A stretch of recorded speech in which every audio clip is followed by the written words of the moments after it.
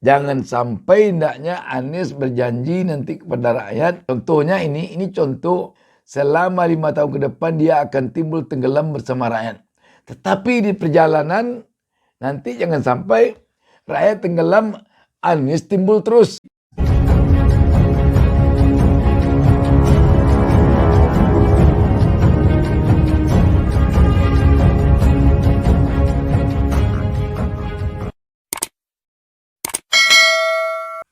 Assalamualaikum warahmatullahi wabarakatuh.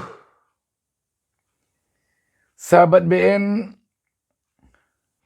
perjanjian antara Anies Baswedan, Prabowo Subianto, Sandiaga Uno yang juga kabarnya turut diteken oleh Ketua Dewan Suro PKS Salim Segaf Al-Jufri menjadi berita yang begitu merebak ke tengah-tengah publik akhir-akhir ini semenjak Sandiaga Uno membuka tentang hal ini ke publik dalam suatu kesempatan beberapa hari lalu. Banyak yang bertanya apa sesungguhnya isi dari perjanjian itu. Sebab Sandiaga Uno juga tidak menyebutkan isi sesungguhnya dari perjanjian itu. Sedangkan Sudirman Said, orang dekatnya Anies Baswedan, menyampaikan bahwa perjanjian yang setahu dia hanya perjanjian tentang utang piutang. Ketika mau maju Pilkada 2017 untuk DKI,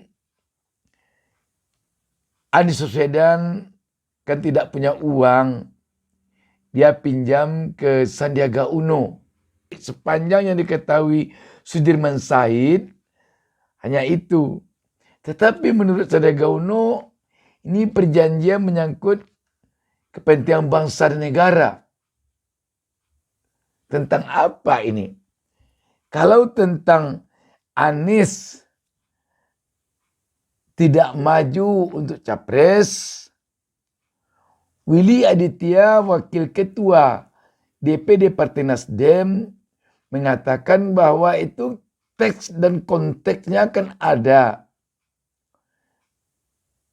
Apakah itu berlakunya untuk tahun 2019? Anies kabarnya juga ditawari oleh beberapa partai waktu itu untuk maju sebagai capres tahun 2019, namun Anies tidak mau karena dia punya komitmen waktu itu tidak akan maju jika Prabowo maju. Dan konteks perjanjian itu, kata Aditya, tidak tepat lagi untuk tahun 2024. Namun demikian kita baca sebuah berita tentang hal ini.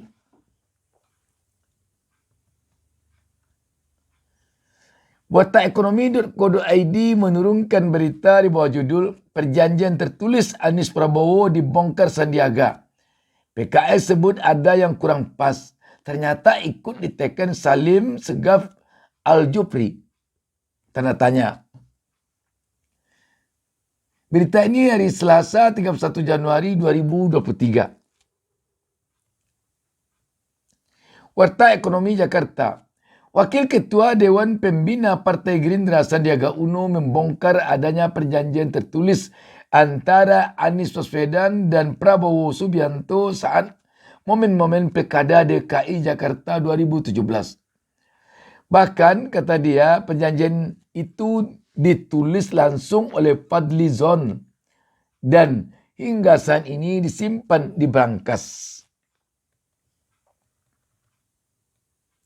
Perjanjian itu juga melingkupi tahapan-tahapan ke depan.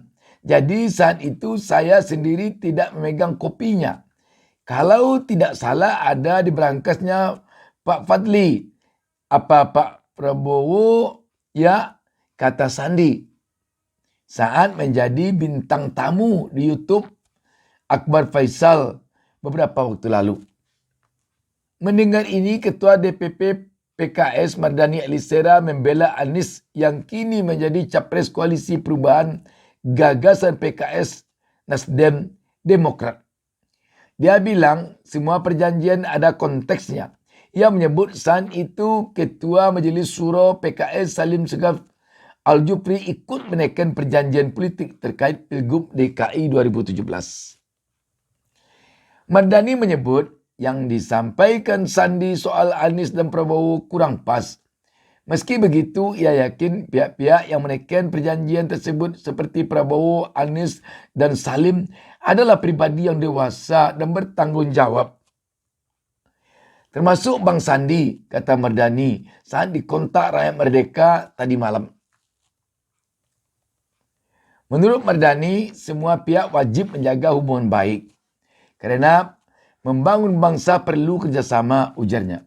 Sementara itu, Ketua DPP Nasdem, Willy Aditya mengatakan omongan Anies soal tak akan nyapres yang disampaikan pada 2018 punya konteks sendiri. Saat itu, Anies adalah orang yang diusung Gerindra pada Pilkada 2017. Menjelang Pilpres 2019, Anies banyak didorong maju.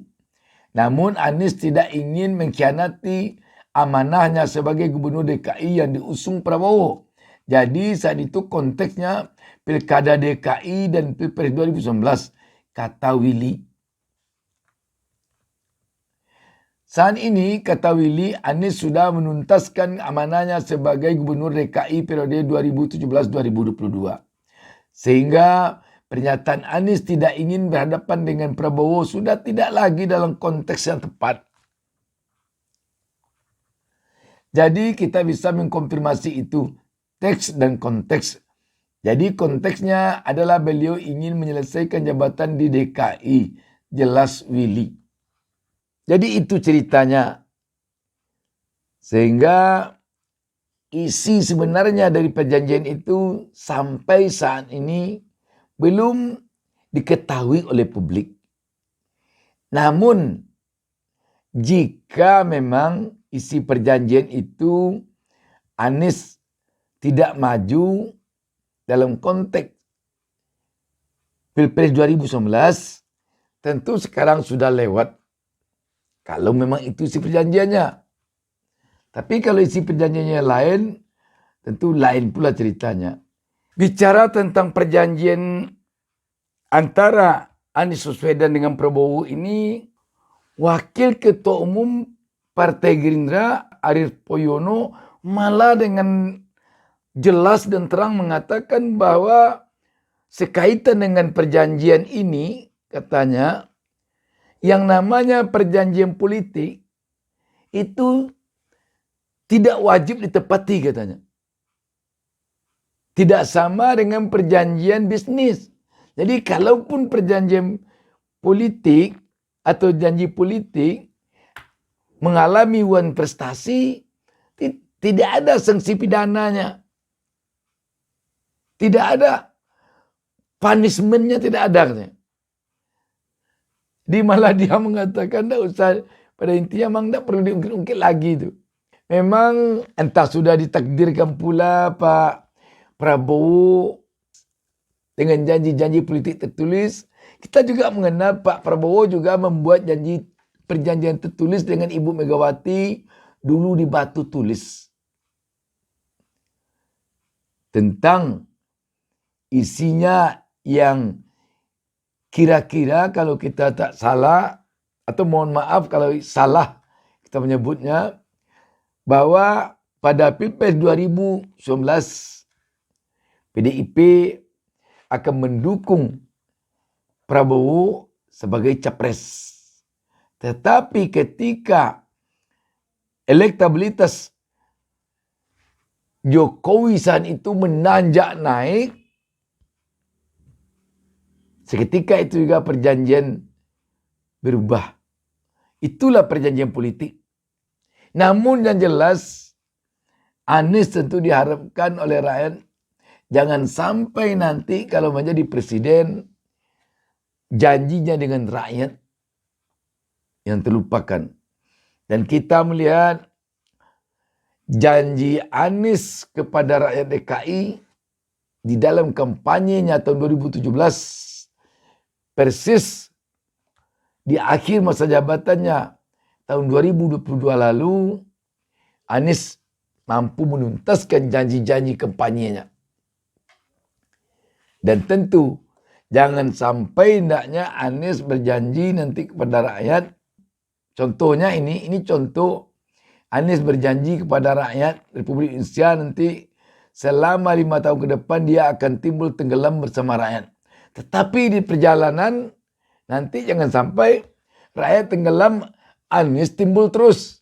Ini yang penting mungkin dipegang teguh oleh Anies. Bagaimana Anies nanti berjanji kepada rakyat benar-benar janjinya itu dapat dipegang oleh rakyat seperti janji Anies kepada rakyat DKI Jakarta yang telah dibuktikan dengan rekam jejak Anies menjadi Gubernur DKI Jakarta 5 tahun. Jadi memang yang namanya janji politik ini susah. Walaupun pakai materai, walaupun pakai apa. Yang namanya janji politik. Kalau memang ada janji. Tapi kalau memang janjinya untuk konteksnya 2019, tentu sekarang janji itu tidak ada lagi. Dan memang kalau begitu sudah nasib Pak Prabowo. 2 kali berjanji dengan perjanjian tertulis. Kalau memang tertulis, 2 kali pula mangkirnya.